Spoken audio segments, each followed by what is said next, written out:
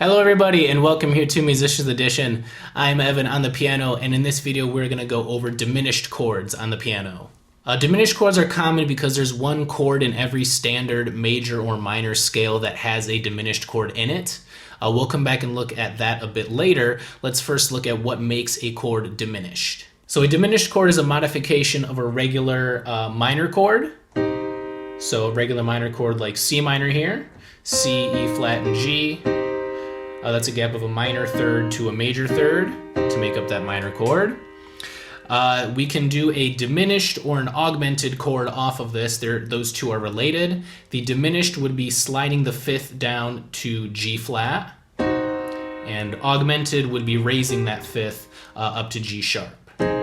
So we'll look at diminished for this video, and I'll come back and do augmented in a later one.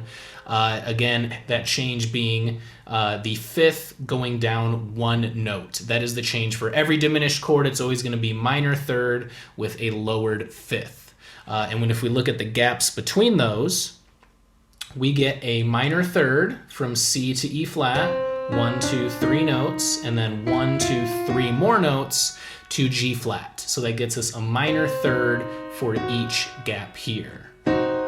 And that is our diminished chord. So it's always that minor third and then always that fifth lowered by 1. So we could look at any root note here and do that same pattern like B, count up 1, 2, 3 notes to D, 1, 2, 3 notes to F. B diminished. And you can hear what it gives you, especially compare it to the regular minor chord. Back to C here.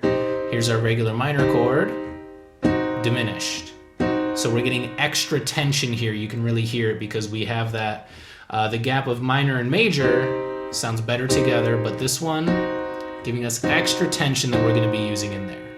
So we could resolve this tension back to the regular chord, or the more common case we'll look at is going to have to do with our chord progressions, where we will resolve a diminished chord to a different chord in our series here. But that is the characteristics of the diminished chords. If that is all you need to know, you've got it. That is our diminished minor chord. Copy and paste it anywhere, and we can get a diminished chord anywhere as well too. So again, the use of this being extra tension and instability as we're moving through our chord progression. So you can recognize this sound in songs of that extra tension, or if you are creating it, we'll look at how it can fit into a chord progression. And to understand this next part, you should be a little bit familiar with chord progressions to an extent. That will help you out. But what we're going to be talking about is that in every major scale, there is always one diminished chord that fits in the scale. And for major scales, that's going to be the 7th chord. We'll look at C major, for example, with all the white keys. Here are the 7 notes of C major. And we can see the chords that can be made with each note that fits in the scale.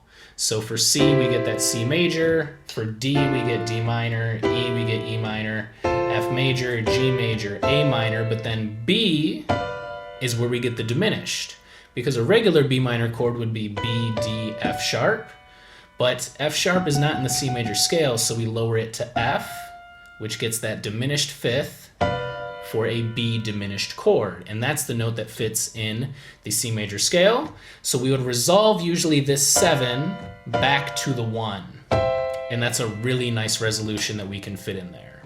So we know that one chord in our scale that's going to give us the most tension when we really want it, and that's going to be the 7th chord of a major scale, because that is the diminished one. That can be resolved back to the 1 or any of the other nicer sounding chords like the 4 or 5 as well. And this same thing can be applied to any other major scale. It's always going to be the 7th chord that is diminished for the extra bit of tension. Let's go ahead and look at another major scale just to see it. We can look at D major. The 7th chord in D major, you can see it written out here, is the C sharp, because C sharp is going to be C sharp, E, and G. That is the 7th, the 2nd, and 4th notes of that scale. And you can see minor thirds between each of them of 1, 2, 3 notes. Gets us that C sharp diminished chord that is the 7 that can resolve to D major.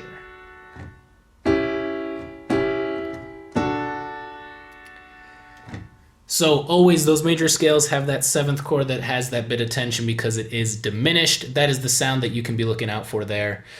Switching quickly over to minor scales, the diminished chord in that one is not the seventh, it's actually going to be the second chord. So here you can see it all written out 1 through 7, in this case for A minor. A minor is easy to see because this is the minor chord that is all white keys. So we would get A minor, and on the 2 starting from B, we'd find that B diminished chord once again.